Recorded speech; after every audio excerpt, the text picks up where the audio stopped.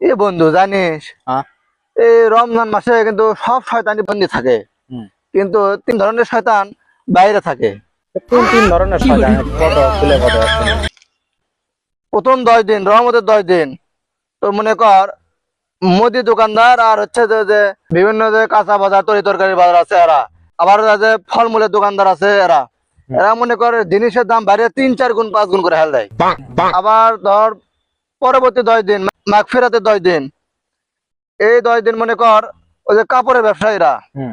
কাপড় কসমেটিক এগুলো ব্যবসায়ীরা, ওরা মনে কর এত দাম বাড়ায় মনে হয় যে 1 বছরের কামাই 1 মাসে করে হেল দিবে, এই একটা অবস্থা। নাজাতের 10 দিন মানে শেষের 10 দিন যেটা, ওই 10 দিনে কি করে ওই যে পরিবহন ব্যবসায়ীরা আছে না, হুম। হুম। ওই 10 দিন মনে করে এরা এতই ভাড়া বেড়ে দেয়, সারা বছরের কামাই মানে পারে না যে 10 দিনে কামাই করে হেল দিবি। তো আসলে কথাগুলো না আসলে বাস্তবে বললাম, কেউ মাইন্ডে নেবেন না। অন্যান্য দেশ আছে, বিভিন্ন দেশে রমজান মাস আসলে জিনিসপাতির দাম আরো কমে যায়। আর আমাদের বাংলাদেশ এমনিতে গরিব দেশ, এই দেশে মানে রমজান মাস শুনলেই প্রত্যেকটা জিনিসের দাম কয়েক গুণ বেড়ে যায়।